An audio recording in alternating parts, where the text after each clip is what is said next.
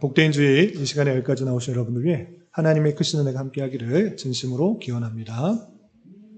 우리는 계속해서 민수기의 말씀을 읽어나가고 있습니다. 지난주에 말씀에서 살펴본 것과 같이 출애굽한 이스라엘 백성들은 가나안 땅을 앞에 두고 12명의 정탐꾼들이 정탐을 하고 나와서 10명의 정탐꾼들이 부정적인 보고를 하는 바람에 이스라엘 온 회중들이 원망하며 불평하는 그 계기로 이스라엘 백성들은 40년 동안 광야 생활을 할 수밖에 없었습니다. 이제는 다시는 원망과 불평하는 것이 아니라 하나님께서 주신 언약의 말씀을 굳게 믿고 인도하시는 대로 따라가야 했으나 이스라엘 백성들의 모습을 보면 전혀 그렇지 않은 것을 보게 됩니다. 계속해서 원망 불평하고 또 하나님께 따져 물을 뿐만 아니라 그로 말미암아 하나님께서 계속해서 그들 가운데 진노를 내리는 모습을 우리는 지난 한 주간 살펴보게 되었습니다. 그리고 이어지는 오늘 말씀 본문인 20장에서도 여전히 불평불만하는 이스라엘 백성들이 나오게 되는데 또 무엇 때문에 불평불만하였는지 또 그로 말미암아 어떤 일이 있었는지 내용을 통해서 교훈받고 실제 우리의 삶에 잘 적용할 수 있는 그런 시간이 되었으면 좋겠습니다. 먼저 민수기의 전체적인 구조를 다시 한번 복습하겠습니다. 이해를 돕기 위해서 세 부분을 나누면 1장부터 10장 전반까지는 약속의 땅을 상속할 9세대를 잘 준비시키는 내용들로 나오는 것입니다. 그래서 전쟁에 나갈 사람들의 인구를 계순하고 또 제사장의 직분과 레위 직분을 감당할 사람들을 계수하고 또 조직하고 정비하여서 잘 준비시키는 내용이 앞에 나오고 또 그리고 10장 하반부터 후반부터 25장까지는 그 약속의 땅을 상속받는 그 백성들이 그 광야의 길을 가면서 계속해서 실패하는 그 모습들을 확인하게 되는 것입니다. 그리고 26장부터 마지막까지는 이제 20세 이상 사람들은 다 죽게 되고 새로운 세대, 약속의 땅을 상속받을 새로운 세대에게 다시 한번 준비시키는 내용들로 나와 있다. 이렇게 생각하시면 되겠습니다. 그런 가운데 우리 20장 이전에 어떤 내용들이 있었는가 잠시 복습해 보면 10장부터 14장까지는 가데스로 가는 길에서 그러니까 가나안 땅에 얼마 남지 않은 그 길까지 가는 길에 있어서 이스라엘 백성들이 계속해서 실패하는 모습들을 볼 수가 있는 것입니다. 10장에서는 백성들이 고기 먹고 싶다 이런 불평, 만나만 먹지 말고 우리는 고기 먹고 싶다라고 하며 원망 불평하는 모습들, 또 모세가 혼자 백성을 품을 수 없다 하고 탄식하면서 하나님께 원망하는 내용들, 또 미리암과 아론이 모세의 그 권위를 인정하지 않았던 그 모습들, 그리고 지난주에 살펴본 것과 같이 12 정탐꾼들이 정탐하고 난 이후에 잘못된 보고, 부정적인 보고를 함으로 말미암아 이스라엘 백성들 전체가 40년 동안 광야 생활할 수밖에 없다라는 그 실패의 내용들을 살펴보게 되었습니다. 그리고 지난주에 살펴본 것 같이 광야 40년 동안 여러 지역을 다니면서 계속해서 잘못한 것들이 나오는데 특별히 고라와 또 그와 함께한 250명의 지휘관들이 모세와 아론의 지휘권에 반역을 하여서 하나님께 심판을 받았다라는 그 내용들이 나오게 되고 있습니다. 그리고 오늘 말씀에서는 또 신광야라는 곳에서 물이 없으므로 또 불평불만하는 내용이 나오는데 그 불평불만에 모세는 어떻게 반응했고 그로 말미암아 어떤 일들이 있었는지 내용을 좀 살펴보면서 교훈받도록 하겠습니다.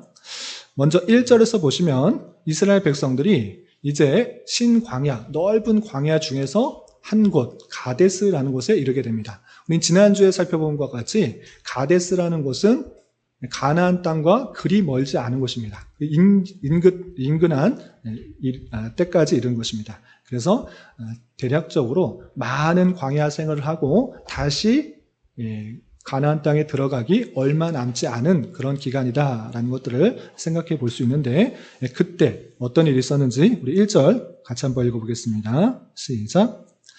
첫째 달에 이스라엘 자손 곧 온 회중이 신광야에 이르러 백성이 가데스에 이르더니 미리암이 거기서 죽음에 거기 장사되니라.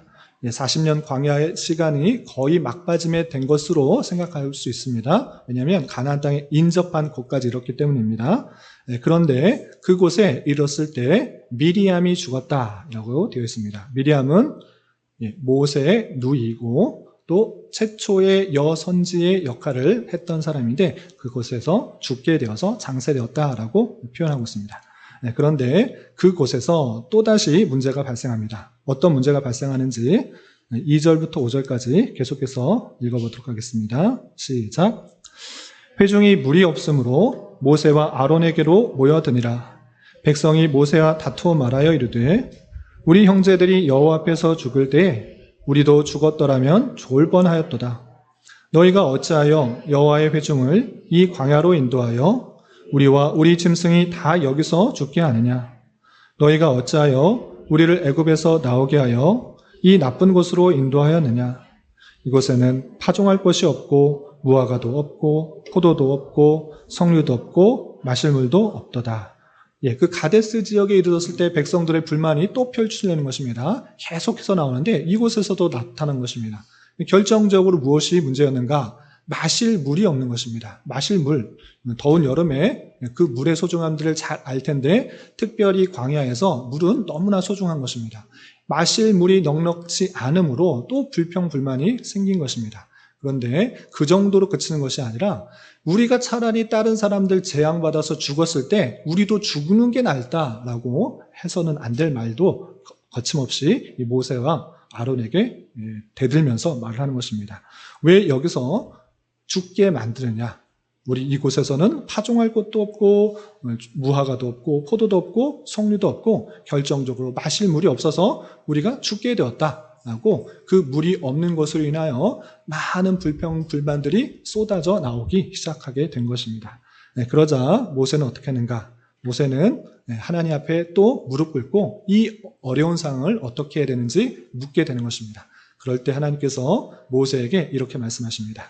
모세와 또 하나님께서 모세에게 어떻게 말씀하셨는지 6절부터 9절까지 계속해서 읽어보겠습니다. 시작. 모세와 아론이 회중 앞을 떠나 회막문 이르러 엎드림에 여호와의 영광이 그들에게 나타나며 여호와께서 모세에게 말씀하여 이르시되 지팡이를 가지고 내 형 아론과 함께 회중을 모으고 그들의 목전에서 너희는 반석에게 명령하여 물을 내라 하라. 내가 그 반석이 물을 내게 하여 회중과 그들의 짐승에게 마시게 할지니라. 모세가 그 명령대로 여호와 앞에서 지팡이를 잡으니라. 하나님께 또다시 이 상황을 어떻게 해야 될지 물을 때 하나님께서 친히 나타나셔서 어떻게 해야 되는지 알려주셨습니다. 그것은 다름 아니라 온 회중을 모아놓고 반석에서 물을 내라. 반석에 명령하면 물이 날 것이니 그 물을 통하여서 회중과 짐승들 다 목마름을 해결할 수 있도록 해라. 이렇게 표현하고 있습니다. 그런데 이 말씀에 모세는 어떻게 반응했는지 10절부터 13절까지 13절까지인데 12절까지만 읽겠습니다. 10절부터 12절까지 함께 봉독합니다. 시작. 모세 아론이 회중을 그 반석 앞에 모으고 모세가 그들에게 이르되 반역한 너희여 들으라. 우리가 너희를 위하여 이 반석에서 물을 내려 하고 모세가 그의 손을 들어 그의 지팡이로 반석을 2번 치니 물이 많이 솟아나오므로 회중과 그들이 짐승이 마시니라. 여호와께서 모세와 아론에게 이르시되 너희가 나를 믿지 아니하고 이스라엘 자손의 목전에서 내 거룩함을 나타내지 아니한 고로 너희는 이 회중을 내가 그들에게 준 땅으로 인도하여 드리지 못하리라 하시니라.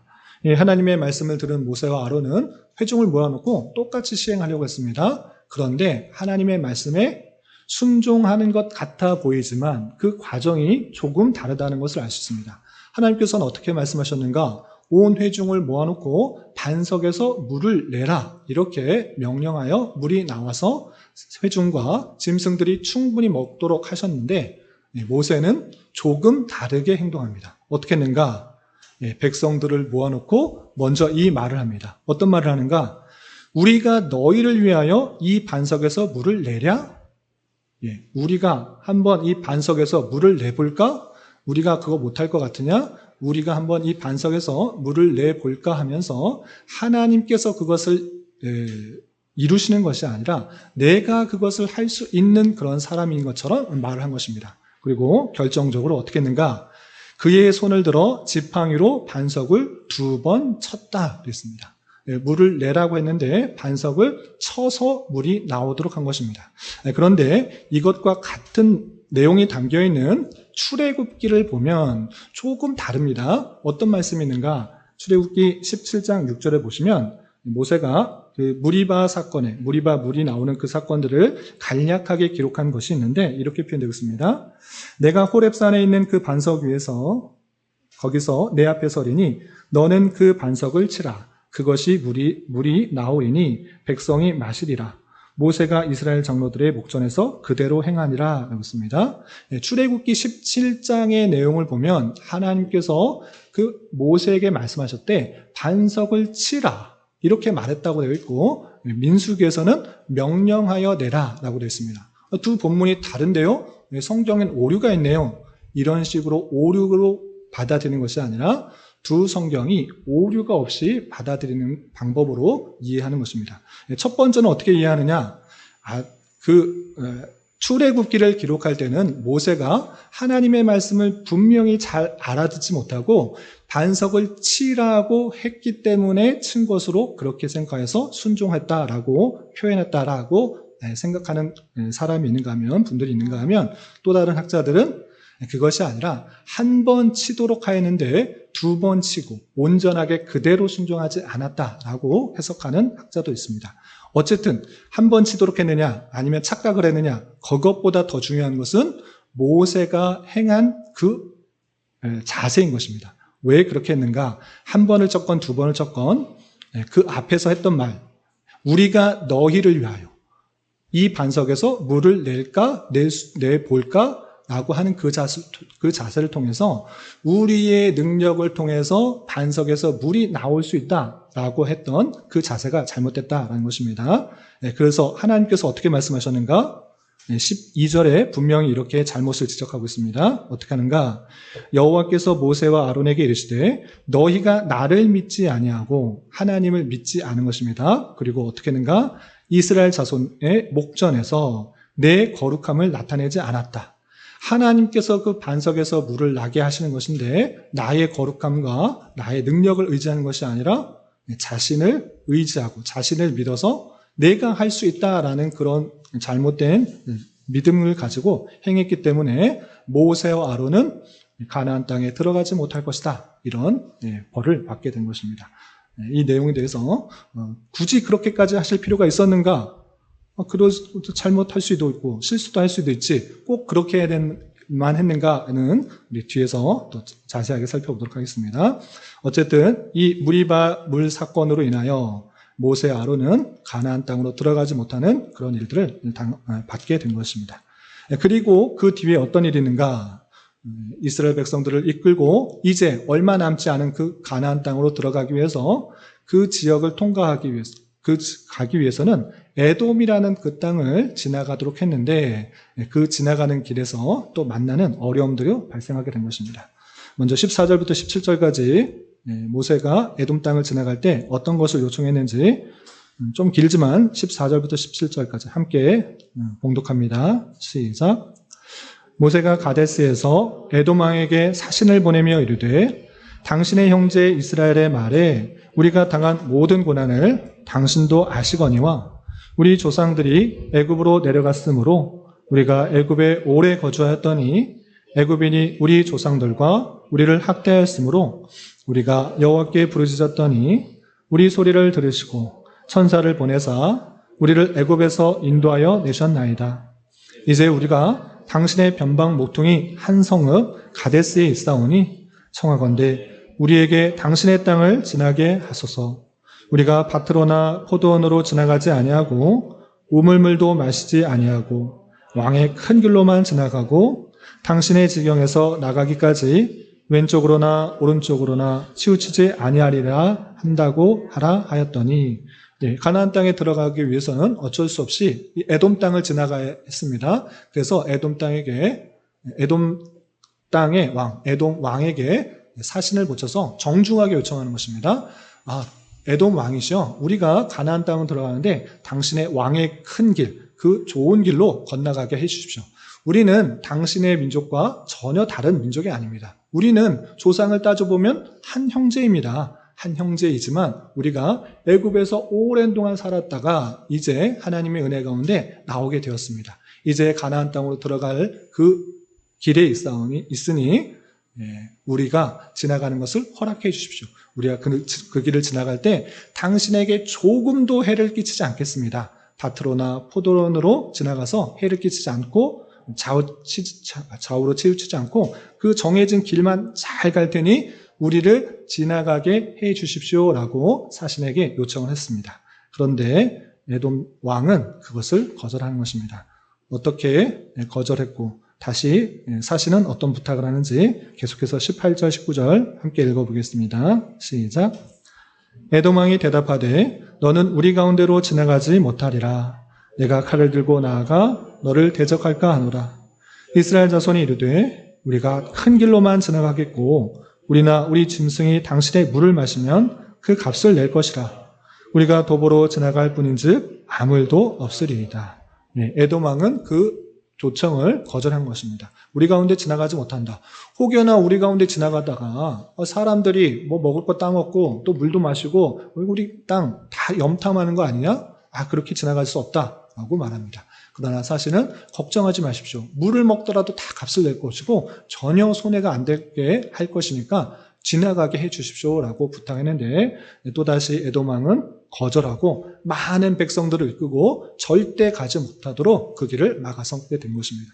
할 수 없이 이스라엘 백성들은 같은 형제의 국가라고 할 수 있는 에돔을 전쟁을 통해서 그 길을 지나가고 한 것이 아니라 그 길을 피하여서 다른 길로 돌아가게 되었습니다. 그리고 이제 모세의 누나도 죽고 모세의 형인 아론도 죽게 되고 그가 맡았던 대제사장직을 그의 아들에게 승계하는 장면이 나오는데 먼저 22절 보시면 이스라엘 온 회중이 가데스를 떠나 호르산으로 이동하게 되었습니다. 그때 하나님께서 어떻게 말씀하시는지 23절부터 26절까지 같이 읽어보겠습니다. 시작. 여호와께서 에돔 땅 변경 호르산에서 모세와 아론에게 말씀하시니라. 이르시되 아론은 그 조상들에게로 돌아가고 내가 이스라엘 자손에게 준 땅에는 들어가지 못하리니 이는 너희가 무리바 물에서 내 말을 거역한 까닭이니라. 너는 아론과 그의 아들 엘르아사를 데리고 호르산에 올라 아론의 옷을 벗겨 그의 아들 엘르아살에게 입히라. 아론은 거기서 죽어 조상에게로 돌아가니라. 아론도 모세와 마찬가지로 무리바의 그 행한 그 죄 때문에 말을 거역했기 때문에 가나안 땅에 못 들어가니 너가 그 죽기 전에 그 아론의 옷을 벗겨 그 아들 엘르아살에게 주어라. 옷을 벗기라라는 것은 아론이 입고 있는 대제사장의 의복을 벗겨 주어서 그 아들에게 주어서 대제사장직을 넘겨주도록 하는 것입니다. 이 말씀을 듣고 모세는 그대로 순종하여서 모세가 그 호르산에 올라가서 아론과 그 아들 엘르아살을 같이 올라가서 아론의 옷을 벗겨서 아론의 아들인 엘르아살에 입히고 대제사장직을 승계하도록 하는 일이 있게 됩니다.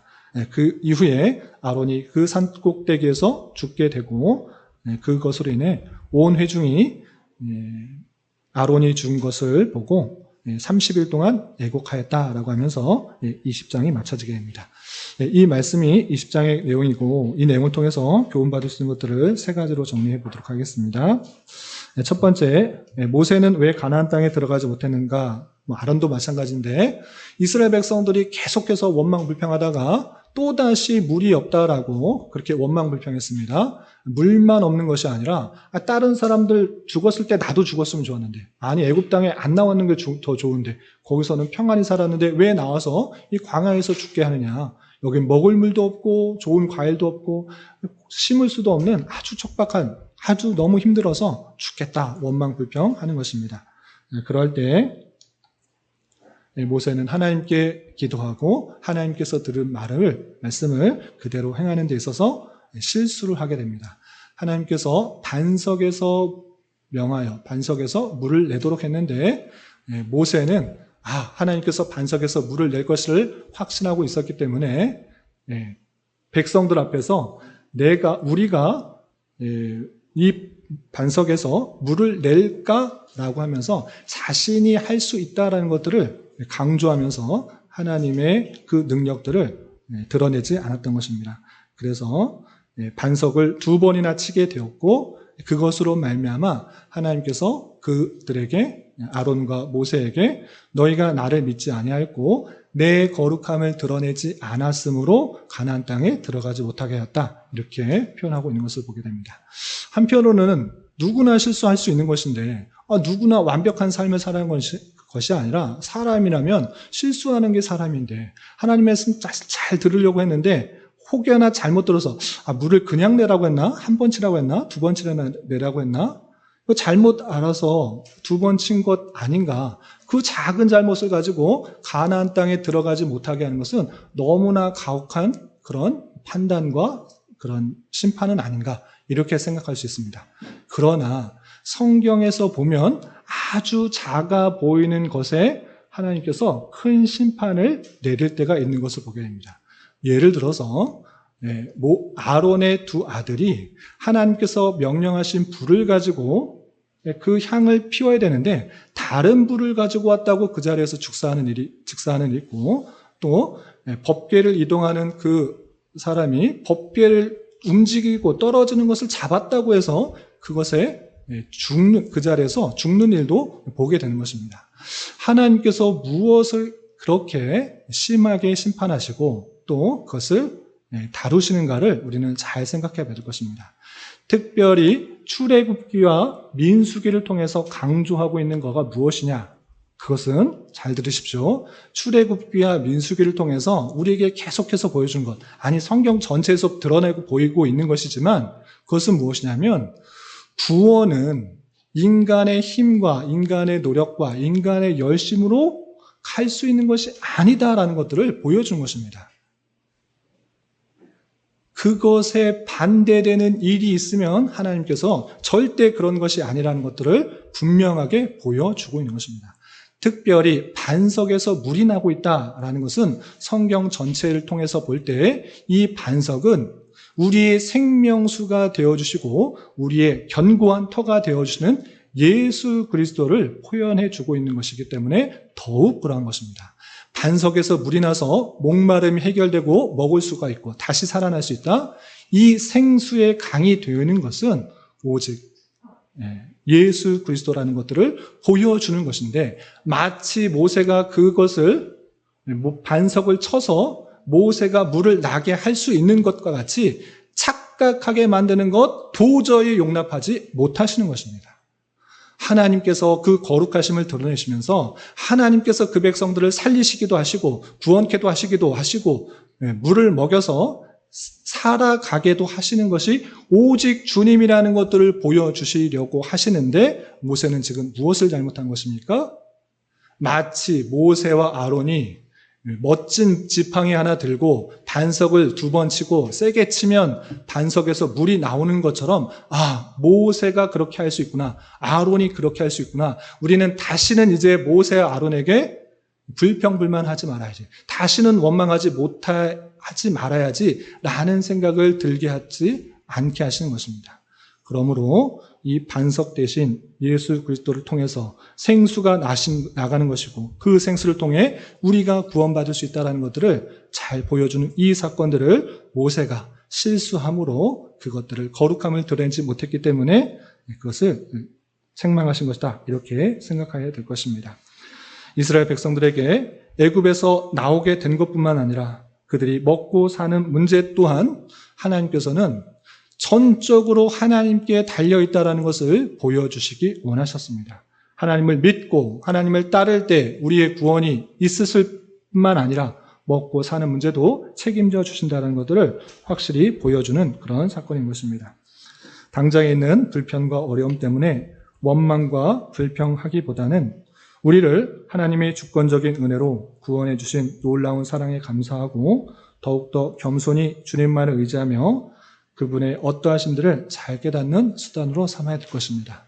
이런 저와 여러분 되시기를 주님의 이름으로 부탁을 드립니다. 두 번째 생각할 것은 모세가 가나안 땅에 들어가기 위해서 에돔 땅을 지나갈 수밖에 없어서 에돔 왕에게 정중하게 사신을 보내 요청했습니다. 우리는 당신의 형제다.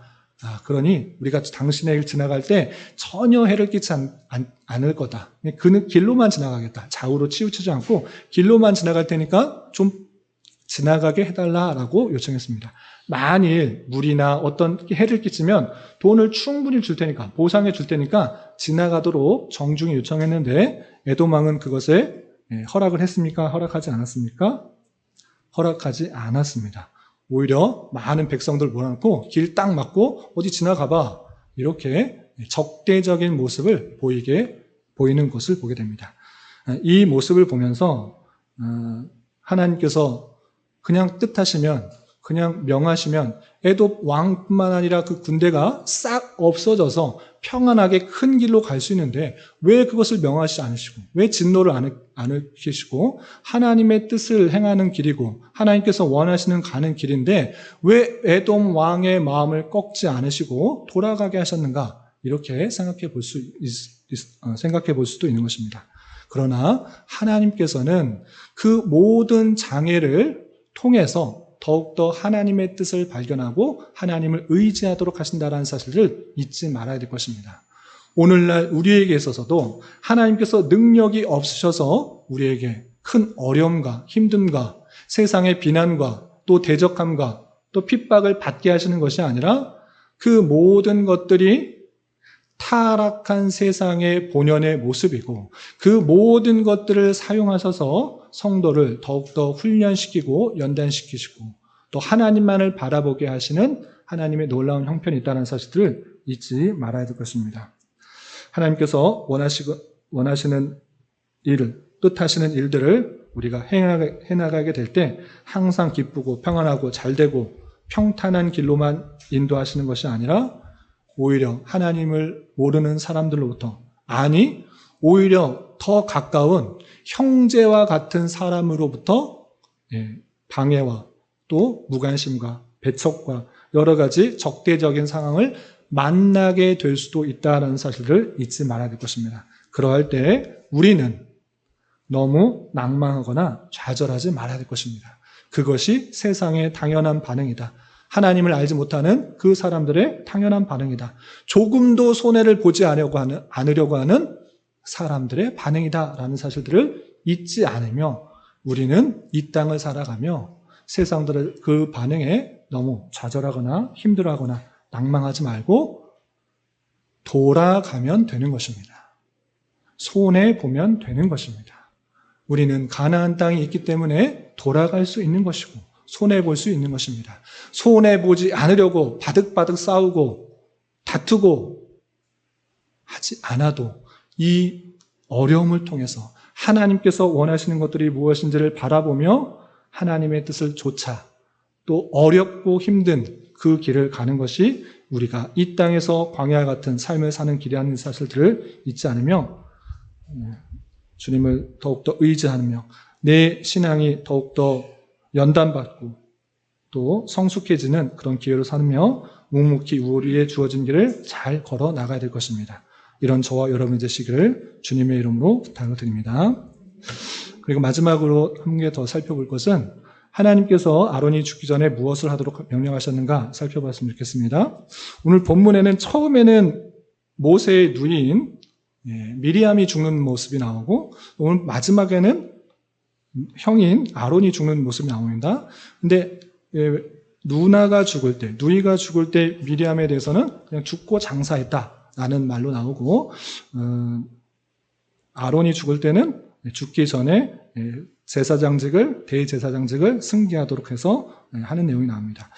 물론 차이점을 강조하면서 말할 수 있지만 더 집중하고 싶은 것은 아론이 죽기 전에 하나님께서 베푸신 그 인자심과 자비하심들을 더욱더 살펴볼 수 있었으면 좋겠습니다.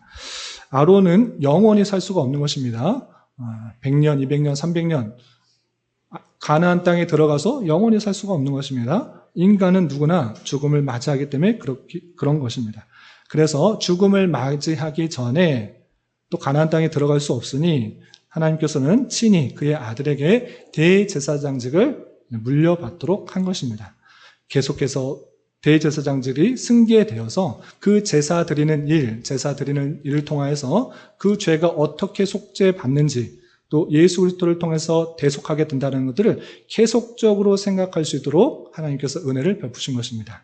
그런데 이 말씀이 히브리서에서는 어떻게 해석되고 있는가라고 함께 살펴보면 이렇습니다. 사람 대제사장은 누구나 연약하여서 매년 대속죄일 때 그 속죄 제사를 드려서 그렇게 죄의 속죄함이 있다는 것을 알려줘야 되고, 그가 죽으면 또 다른 아들이, 그 아들이 그것을 이어받아서 또 계속해서 제사를 드린다.